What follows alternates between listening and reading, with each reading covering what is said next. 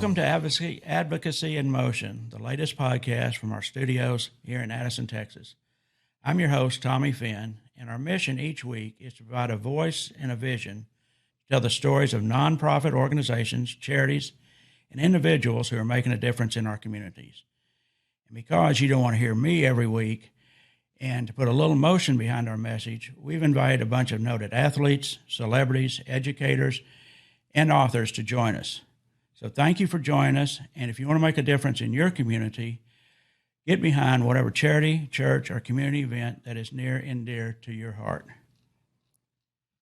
Before I introduce our first guest, I want to let you know about a great little shop that's been a big help in helping us spread the word for so many causes. Energy, wellness, and gifts for the soul. That's Piranha Haven. You're going to love this little gift shop in downtown Richardson, and you're going to love this unique spiritual gift shop at 107 South McKinney in the newly renovated downtown Richardson. Piranha is Sanskrit for life force and vital energy, and that's exactly what you'll find there, along with art from local artists, handcrafted jewelry, free trade, and an assortment of sage, crystals, and incense. Check out piranhahaven.com for your guide to the many classes led by the area's most renowned metaphysical and spiritual instructors. Mark your calendar to attend Psychic Fair on the fourth Saturday of every month, or visit the store in person Monday through Saturday from noon to 9 p.m. And if you meet Alex, tell her Dad said hello. I want to welcome our first guest, Alan Steelman. And Alan, the Harvard Medical School has stated that America's mental health is at its lowest point in history, and you point that in your books. Now, we're basically a sports-based podcast here, and I know you're a fan of the Texas Rangers. You played ball at Baylor. And what do you think? Are sports stress-inducing or stress-relieving in our society today? Well, for the fan, there's certainly baseball in particular is probably the only one of the major sports that I would say is a stress management activity. It's the only sport where you will see a dog day at the park. Dogs in particular are good stress reducers. You'll see little boys and girls with their cotton candy, and you'll even see some of the fans who aren't that engaged in the game kind of talking to someone next door to them. You never see that at a football game, a hockey game, or an NBA game. Those are all run and gun sports, or in football, it's a blood sport, if you will, how to dominate the opponent. But baseball is an entirely different matter. Now, your question, though, I think gets to the athlete, him or herself. And I think particularly if you aspire to become a professional in any of the fields, one of the most important lessons is that we all tend, as I did, and as players have historically done, work on your physical skills. Try to run faster, throw a longer distance, or throw faster your pitcher, hit the ball further. And, Goose Gossage, who's a baseball Hall of Famer, I was at an event with him recently, and there were quite a number of young high school athletes there. And he looked out into the crowd and he said, "Listen here, boys, I want you to tell you something. When you get to the big leagues, most everyone have roughly the same level of physical skills. This game is played between your two ears. You got to master the mental side of this." And in my book, the second book, Managing Your Monkey, and I'll get to what the monkey mind is in just a moment, there's a professional basketball player who's profiled in my book who says, yes, in the professional leagues, that monkey gets very loud. And Goose Gossage talked about being a closer for the New York Yankees. He said those pinstripes are very heavy, and we've noticed, being Texas Ranger fans, Joey Gallo, as Kenny Rogers did and as Sonny Gray did, and others just couldn't make it in New York. The pinstripes were too heavy, the booing, and the expectations were too heavy. And so, this basketball player said that the monkey gets very loud, meaning the expectations of screaming fans. And today, not only what you have to put up with during the game, but the pressure of social media. If you're a football player, you got to perform on Sunday, and then the next 6 days you're eviscerated on talk radio and social media channels. So, I think the point Goose made is a very important one. This game is played between your two ears when you reach the professional level. So just the monkey mind for a moment, Tommy, since that's the title of my second book, Managing Your Monkey. Some of our listeners may not have heard that term before, and it's really a metaphor for, that little monster we're born with. When we're born, God gives us breath. Unfortunately, also gives us this little monkey, and the little monster tortures us our whole life. 3 a.m. in the morning tends to be the most favorite time of day for that little monkey. But it's that mind chatter, the racing mind, especially in high-stress situations. It's the voice of all the self-gaslighting we all tend to do to ourselves. A White House speechwriter coined a phrase during the late 1960s, nattering nabob of negativism. And he was referring to another candidate at the time, but I think that's a good way to describe the monkey. It's with us from birth to the day we die. It's the biggest influence on the 4 most critical factors in our life: our success in both our careers and whatever our life goals may be. We've all, to take kind of modest goals like losing weight or a fitness program, we last for 30 days and they say, oh, come on, that monkey starts talking. This is too hard. That means I got to get up early. That means I got to run and have my knees be sore and all that talk. And then, of course, to take more ambitious goals we have in our careers, the self-talk we get when we are ambitious about something and the monkey starts talking, oh, you don't have enough education to do that, or you're too old for that, or the competition's too tough, or that'll require you to move to a different city. So first is the success in achieving our life goals, modest goals, as well as our more ambitious goals. The second one, which I've got a whole chapter devoted to, is aging. Stress is gasoline on the fire of aging.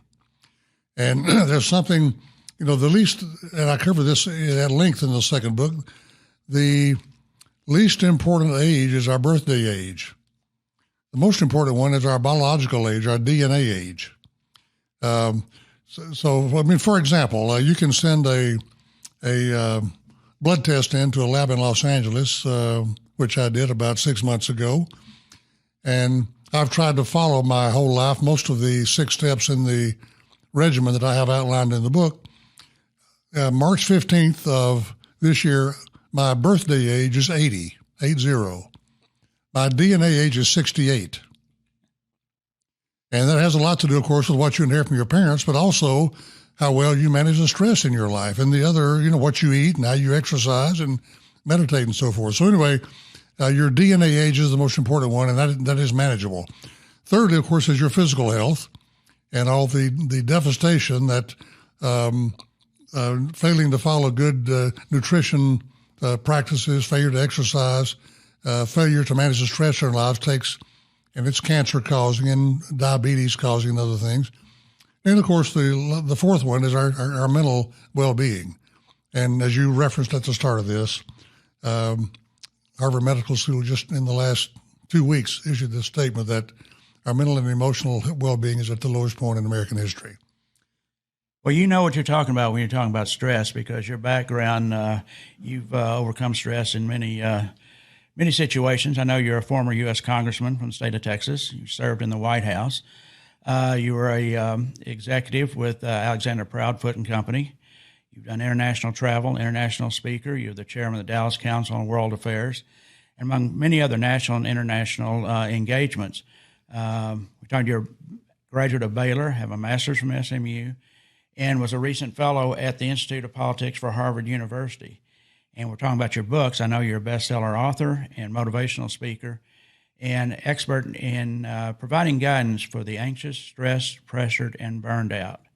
And I know your first book, tell us about that, about how that came about and what you're doing with that. Let me just might also, and I will answer the question you just asked, but just to add to my bio, my motivation on this topic, mental and emotional well-being, really was given birth when I was back home in a family of unconditional love, but enormous financial stress and strain. My only brother, who was diagnosed with bipolar depression, manic depression, as some people refer to it, actually committed suicide when he was 36 years old.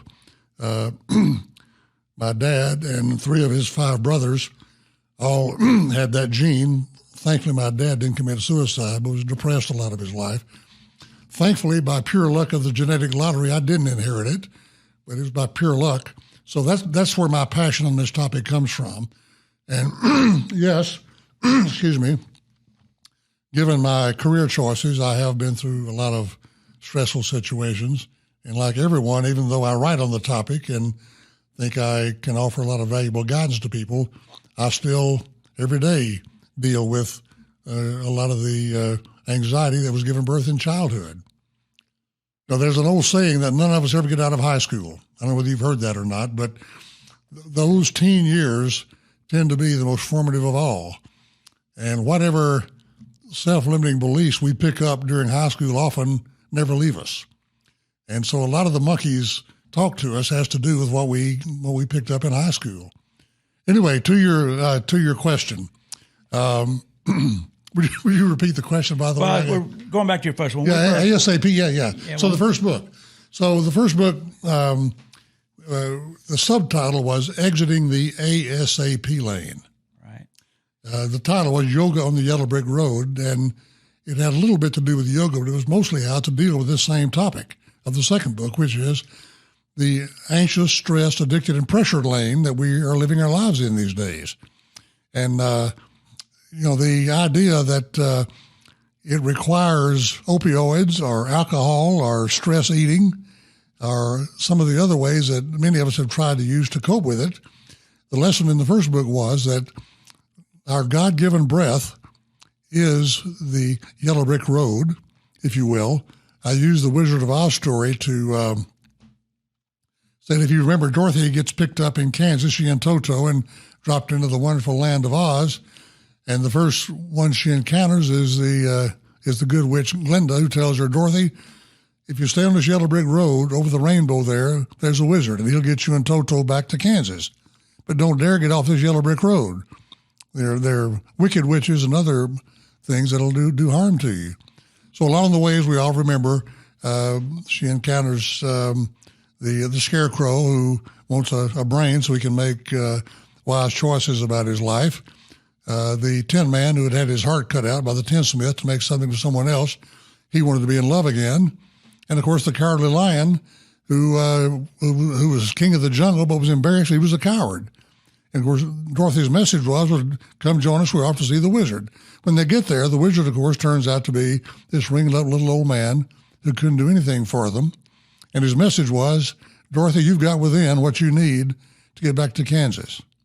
You've got your God-given gifts to get back to Kansas. So with yoga and meditation, and now segueing to the second book, the 6 Steps of Well-Being, we are endowed by God with the things necessary to surf the stormy seas in our life without having to rely on these other things that are not only health-destroying, but life-destroying in some cases. So exiting the anxious, stress, addicted, and pressured lane, the ASAP lane, which was a subtitle of the first book, is a similar theme to this second book. When we first met, you were embarking on a very ambitious bus tour to take your message. And we worked on from Dallas to Waco, Austin, San Antonio. And we had some good following behind it. We talked to the television stations. We're going to film it. And then, of course, we got hit with COVID. Yes. And kind of shut down anything in person. Yes. But you had assembled a good number of physicians, psychologists, educators that were going to go make these stops, and you're taking your message directly to the people who need it most, those that were addicted to opioids and stuff. And explain kind of how all that was going to work together and what you wanted to do there. Well, you're right. COVID derailed all that. The idea was that in urban centers in particular, there's a higher rate of participation in the things that will help you deal with the stress and anxiety in life. There are gyms available, there are yoga studios available, meditation studios available, the disposable income to afford to pay for a lot of that. The stressed, anxious, and addicted, and there, needless to say, the urban areas have plenty, but they tend to be a preponderance of those living in the outlying cities and towns. So the idea was,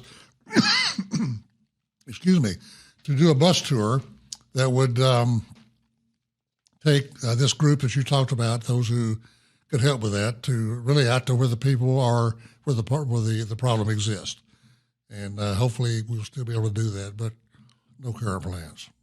Yeah, well, I know since the bus tour didn't happen, you've continued to speak and take your message out. And then your second book, Managing Your Monkey, Change Your Life, Save Your Life, you discuss that life is a choppy sea. Yes. That it's tough out there, no matter who you are, yes, where you are. And so where do we go from here? How do we cope with all this? Well, the thing about that little monster, the little monkey, is that you can't euthanize him or her. You can't choke him. He's always there, but you can't get him on a leash. You can't get him on a leash and manage him. So again, we can't eliminate those external events in our lives that are stressing us. We can manage our reaction to those better than many of us are. And there's a metaphor, the surfboard metaphor, which is we all have choppy seas in our life, some tsunamis. My brother's suicide was certainly a tsunami. Many are dealing with heartbreak and deaths of loved ones, and the Uvalde school shooting and the recent hurricane in Florida, the war in Ukraine, inflation. We're just coming out of COVID and all the trauma that caused. So there are lots of tsunamis, but the 6 pillars of well-being that I outline in the second book does provide a surfboard to surf a little better without getting lost in the undertow or getting washed up, if you will. All right, in our normal life here, just we're here in North Dallas, and everybody faces stress in all kinds of ways, whether it's just parenting, whether it's work, whatever. What's your best advice to just getting on with life and coping with all that as we face it every day? Yeah. Well, I've got chapter 6 in the second book starts with you remember the passage in the book of Matthew in the New Testament about the fool who built his house on sand and the wise man who built his house of brick. And, for the person who built the house on sand, the winds came, the waters came, and they were washed away. So I say that what we should strive for is our very own brick house. And that starts with the roof on the brick house is having a purpose in life that motivates us to get up and get out and get moving. That can be a very noble purpose like Mother Teresa or Martin Luther King or other more noble, quote, noble purposes. It can be something very modest like, raising good children, getting them off to school in the morning and taking care of a loved one. It's your why, your WHY in life. So that's the roof. The floor in the brick house is sleep. I don't care what other good things, healthy things you do.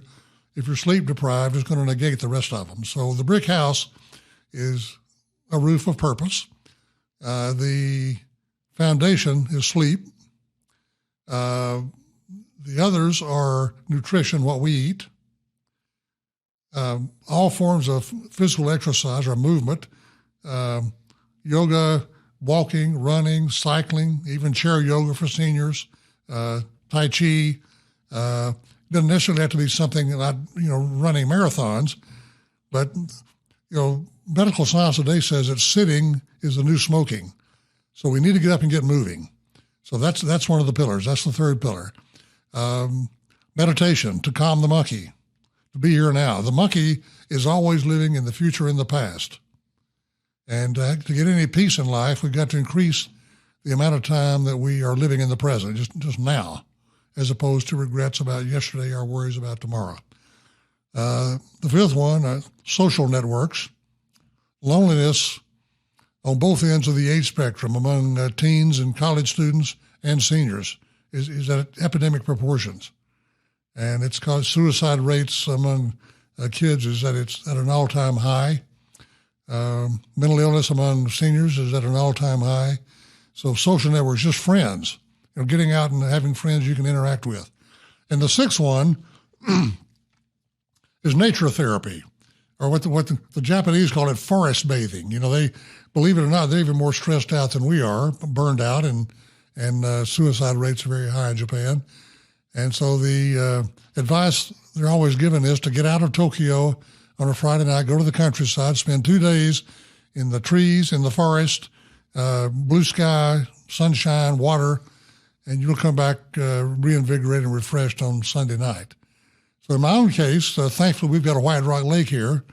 I go to White Rock at least 5 days a week, sometimes more, and we'll spend an hour or more either walking or sitting there on a park bench looking out at the lake and admiring the birds and listening to them chirp and doing a little meditation. So any form of nature therapy, getting out. Actually, Tommy, trees have a natural chemical called phyton, P-H-Y-T-O-N. Pronounced like fight on, but P-H-Y-T-O-N. And so trees and plants have this to fight off tree viruses or plant viruses, and the leaves are emitting this all the time out into the atmosphere to keep the viruses away. It also has a calming effect on the human brain. It lowers the cortisol level, which is a stress chemical. So that's where so it's not only the visual impact of the blue sky and the sunshine and the water, but it's also the lowering of the cortisol level through the phyton you're getting. Okay, it's interesting. So the brick house, again, purpose, the foundation is sleep, and then nutrition, movement of all forms, exercise, meditation to calm the monkey, social networks, and nature therapy. The brick house. Now, going to the Harvard statement that the mental health is at its lowest form. That's pretty dramatic statement. It is. And I assume you agree with that. And early on in your first book, you talk pretty much the extremes of opioid, alcoholism, right, that sort of stuff, more than just the normal stress that we right. can. Where are we today on that? Is there more help? Is there there's more help. Can turn? There's more help, but there's also the pre-COVID time that you mentioned was already at global epidemic levels. There were 225,000 people who died in 2019 pre-COVID from alcohol, suicides, opioid overdoses. That's the equivalent, by the way, of 14 747 airplane crashes, just to give it a little graphic illustration there. COVID comes along, and now layered on top of what was already at epidemic proportions, you've got COVID and the trauma for many coming out of that. You've got, just this head-spinning series of events that just seem to never stop. Weather events, both fires and hurricanes and all the incredible tragic stories coming out of that. School shootings, including the one here in Texas at Uvalde just 2 months ago. Political polarization is at its highest level. Inflation, the war in Ukraine. So you can go on and on. So if you're listening to the news, and it's hard to avoid, there's just a head-spinning number of events. Now, so yes, the suicide rate is higher than ever. The opioid overdose rate is higher than ever. Just to illustrate, in the U.S., this was 2 weeks ago, the U.S. Army, who've been really fighting to reduce the suicide rate among the military, announced that there were more suicides this past year in the military than the casualty rate in the combined wars of Afghanistan and Iraq. more suicides. It is amazing. Amazing, isn't it? Yeah. We've been fortunate enough to work with Volunteers of America in many of their programs. And I know the newest one they're addressing is moral injuries, what they call. This is the first responders, the military, servicemen. They're facing situations that they can't control, that yes. you lose patients if you're a first responder, if you're a hospital doctor. And that's becoming very widespread now. And I know Volunteers of America has addressing that head on, trying to help this for a new stress brought on by COVID, by the wars we've been fighting. And so where do you see that going? You see that as, increasing, or is there a solution to that? So a solution to the stress that comes from not being able to solve a problem, major problem. Yeah. Well, it is particularly acute among, there were numerous news stories about nurses and doctors during COVID and the burnout that was occurring there. And there have been recent in this, and I guess I'm not sure it's even accurate to say we are in a post-COVID period. They keep saying it's maybe coming back this winter. But anyway, the doctor burnout is particularly acute. Nurse burnout is particularly acute.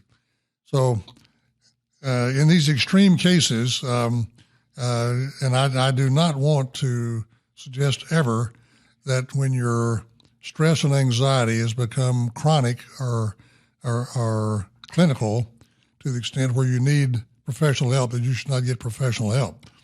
The 6 pillars of well-being, the brick house I was referring to, is really a way to try to get in early on the stress and anxiety in your life, and to make a surfboard out of that, if you will, or your own brick house, so you can deal with these external events better than many of us are. So my guess is, and by the way, just speaking of burnout, on top of the statistics about doctors and nurses, there were 64% of chief executive officers who recently answered a poll that they felt burned out and were thinking about finding a new way to make a living and to deal with the imbalance, the emotional and mental imbalance in their careers. So again, I think professional help may be the answer for many who've reached a point of burnout. But for many of us, most of us, again, you can't change these external events, but we can become more resilient. We can build a brick house to help deal with it. I know you address all these in your first book, and especially your second Yes.